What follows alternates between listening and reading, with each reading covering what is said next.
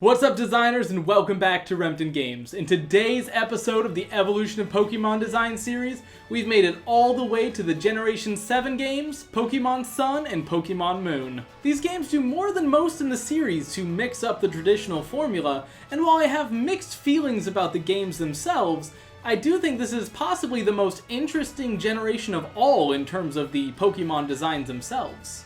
As always, we'll be looking at themes and general motifs, as well as technological and mechanical innovations to see how the Pokemon of this generation are different from previous Pokemon in the series. Without further ado, let's get started.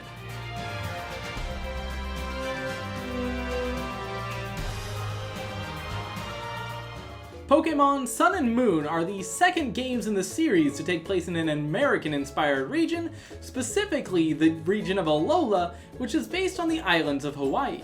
Much like in Generation 5 with the Unova region, the choice of region in this generation had a huge effect on the design of the games and the Pokemon. Most obviously, there are several new Pokemon that are clearly based on Hawaiian culture, including Comfey, which is based on Alay, POW-style Oricorio, modeled after hula dancing, Bruxish, based on Hawaii's official state fish, the reef triggerfish, and the Island Guardian Pokemon of Tapu Koko, Tapu Lele, Tapu Bulu, and Tapu Fini, which are based on the four major gods in the Hawaiian religion.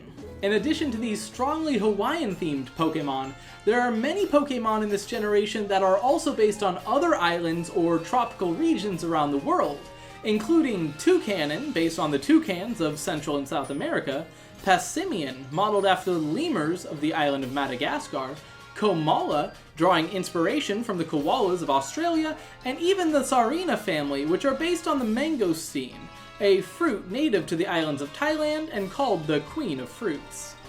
In addition to taking inspiration from tropical and island-themed animals and plants, the decision to place this game in a isolated island-themed region plays into the themes of the game more broadly. The first major theme of this game is evolution, and not in the way that Pokemon usually deals with it. The islands of Alola are completely separate from the rest of the Pokemon world, and this has caused everything on them to evolve completely differently from everywhere else. This can be seen with the people and tradition of the island.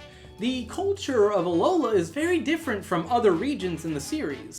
Instead of taking on gym challenges, for example, the trainers of Alola take on island trials, where they must solve unique puzzles and fight gigantic, uniquely powered totem Pokemon. Functionally, this isn't that much different from taking on traditional Pokemon gyms, but it does show the focus that these games have on the unique traditions and culture of the Alola region. However, the themes of adaptation and evolution can be seen most clearly with the Pokemon themselves. For the first time, Sun and Moon introduced brand new Alolan forms for older Generation 1 Pokemon, giving these Pokemon brand new forms and types. This is not only a cool way to add new forms for older Pokemon in a generation that sadly doesn't include Mega Evolution, but it also mimics the way that evolution works in real life. Because they're surrounded by water, islands are completely isolated ecosystems and often develop completely new species that aren't found anywhere else. These Alolan forms presumably started out exactly the same as Pokemon from other regions, and were able to evolve in completely different forms in a new ecosystem. Several of these regional forms also play into the tropical and Hawaiian themes of the region, including Alolan Marowak, who looks like a fire dancer, Alolan Raichu, which surfs on its tail, and Alolan Executor, who grows much taller and becomes a grass dragon type in what is considered to be its true form.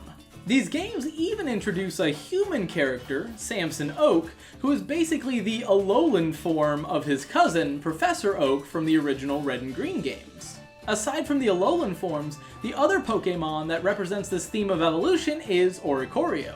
Oricorio is a flying-type Pokemon whose form and secondary type change depending on which island it's found on. It has the Fire-type Bylay style, Electric Pom-Pom style, the Psychic POW style, and the Ghost Sensu style. The Oricorio forms are a pretty clear reference to Darwin's finches, a group of birds found on the Galapagos Islands that developed different beaks on different islands and helped Darwin form his theory of evolution. While isolated ecosystems can sometimes lead to some really interesting and unique creatures, they also have a downside. they tend to be incredibly fragile. This leads to the second major theme of these games: invasive species. The introduction of outside species into a new ecosystem can be catastrophic and is a major problem not only on islands but all around the world. Many Pokémon found in the Alola region weren't originally native to these islands, but were instead brought there by trainers from other regions. These include Alolan forms like Rattata and Meowth, but it also includes Pokemon like Mareanie and Yungoos, which make their first appearances in these games. In fact, Yungoos were intentionally brought to the Alolan Islands to stop the spread of the invasive Rattata, but it didn't work because the Rattata evolved to be nocturnal, whereas the Yungoos were active during the day. This mimics what actually happened on the Hawaiian Islands when mongooses were brought to catch rats, but ended up having a catastrophic effect on the bird populations of the islands. This theme of invasive species also inspired one of my favorite additions to this generation: the Ultra Beasts. The Ultra Beasts are a group of Pokémon from another dimension that are invading the Alola region through the use of Ultra Wormholes. The Ultra Beasts are very unique monsters in the series because they're not from the normal Pokémon world and definitely look the part. While many fans were upset when the Ultra Beasts were originally revealed because they don't look like Pokémon, I was actually really excited for that very reason. Their designs look bizarre and alien, which really helps them stand out as invaders from another dimension. I also like that they give the Pokémon designers the ability to stretch out and make designs that never would have gotten into the games otherwise. I only have two problems with the Ultra Beasts. First, like every cool idea in the Pokémon series, they seem like a one-off. They were introduced in Generation 7, but so far Generation 8 has done nothing to expand on or develop the idea. My other complaint is that they introduced the coolest freaking design in all of Pokémon when they had Nihilego possess Lusamine, and they don't even let us catch it! Seriously, this thing is so rad, and it would possibly even be my favorite Pokémon of all time if they actually let us catch and use it. Why would you do this to me, Game Freak? The Ultra Beasts also tie into the final theme of these games, which is the theme of alternate dimensions and parallel universes. This is probably the generation that plays with these ideas the most, and they do it in a really cool way. However, I'm gonna save my discussion of those themes for a future video on the Pokemon multiverse. Now that we've talked about some of the major themes of this game and this region, let's talk about some of the major design trends and motifs. For this section, I'm actually going to be splitting these Pokemon into three categories: Alolan forms, regular Pokemon, and Ultra Beasts. First, let's start by looking at the Alolan forms. These Pokemon are really interesting from a design perspective because they give you a chance to see how Pokemon's design philosophy has changed since Generation 1 by comparing different designs for the same Pokemon. I think there are two main different ways that Game Freak made Alolan forms in this generation. The first is by softening the designs. You can see this in Pokemon like Alolan Raichu, Ninetales, and especially Persian, which are all smoother, rounder versions of their original forms. The second main way is by simply adding details, which can be seen with Alolan Dugtrio, Golem, Muck, and Marowak, which are all similar to their original forms, but with a few extra added doodads. I think these changes are pretty emblematic of the change in Pokemon design overall towards designs that are softer and rounder, but more detailed than in Generation 1. Moving on to the regular Pokemon of this generation, let's begin with the starters. Like the past few generations, each of the starters in this generation are based on a unified theme. In this case, some form of performers. Decidueye is based on an archer, specifically Robin Hood, but may also have been inspired by swashbuckling actors like Errol Flynn and Cary Elwes. Incineroar, the fire type, was based on a wrestler. While Pokemon has had a number of firefighting starter Pokemon, some players are confused why Incineroar isn't a firefighting, but rather a fire dark type. The reason is because Incineroar isn't just a wrestler, he's a heel who intentionally plays the villain. Finally, the water starter is Primarina, based on an opera singer. I named mine Melpomene. There are a few things that stand out to me about the design of Pokemon in this generation. The first is their color schemes. Gen 7 Pokemon tend to have very bright, saturated colors. Good examples include Crabrawler, Oranguru, Turtonator, Beware, Comfey, and Bruxish. Minior is an especially good example. While its outer shell is a subdued brown, inside it can be a wide array of bright colors. Another hallmark of this generation is its elaborate designs. These are designs that, while highly detailed, don't necessarily look cluttered. Examples include Golisopod, Como-O, Lurantis, Tapu Koko, and Lunala.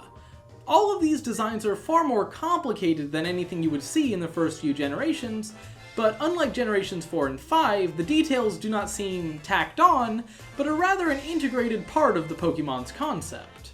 In fact, there are almost no instances in this generation of random spots, rings, or stripes added to the Pokemon designs, and Rockruff is the only example I can think of a Pokemon with unnecessary spikes, something that used to be much more common in the designs. These are things that were present as recently as the previous generation.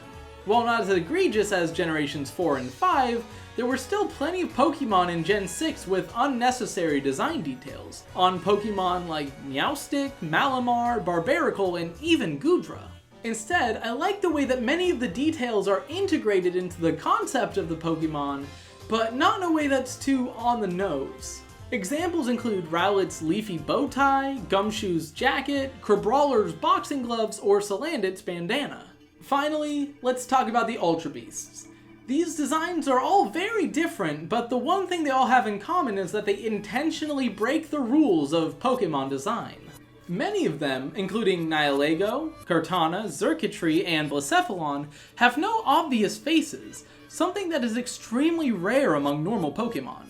They may also be made of strange materials, such as paper for Kartana or glass for Nihilego, or they have a body plan that doesn't make sense, like Naganadel, Celesteela, or Guzzlord.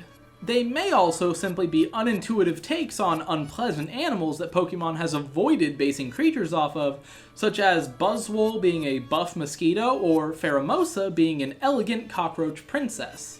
Also, while many of the regular Pokemon of this generation have elaborate designs, these Ultra Beasts are without a doubt the most elaborate. The other thing that they all have in common is that they're delightful and we need more of them, especially that Nihilego form.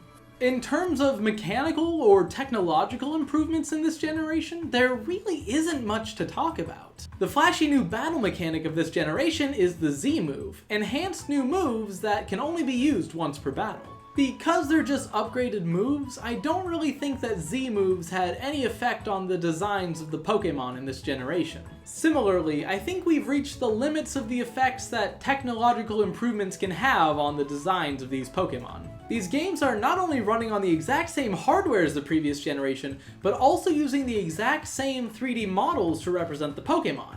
The first time that a new generation hasn't introduced new sprites or models. To be clear, I have absolutely no problem with Game Freak reusing models, as long as they don't lie about it, but it is a sign that further technological improvements are unlikely to expand the possibilities of Pokemon design. If there were any mechanical similarities that tied this generation together, I think it would be that this is a generation of gimmicks. Nearly every Pokemon in this generation has a gimmick, whether that be a unique typing, an exclusive special ability, or a unique move or Z-move. Great examples of this include Salazzle's unique fire-poison typing and corrosion ability, Lycanroc's multiple forms, or Wishiwashi's schooling ability. Other than Togedemaru being completely overshadowed by the far superior Pikachu imitation of Mimikyu, there are almost no Pokemon in this generation that can't claim something unique that helps them stand out from the crowd. But what do you think? Do you disagree with something that I said? Is there a major pattern or theme that I missed or got wrong? I'd love to hear your thoughts on the Pokemon of this generation in the comments down below. That's all I have for this week. If you like this video, please give it a like and subscribe so you don't miss more videos like this in the future. If you want to see more, check out my other videos. I've already talked about the first 6 generations of Pokemon in this series, or you could check out my previous video where I talk about a personal project dealing with artificial life programs. I also have nearly 150 articles on the Rempton Games blog, which you can check out at the link in the description down below. And join me next time where I'll be talking about how Minecraft worlds are generated. Until then, thank you so much for watching, and I'll see you all next time.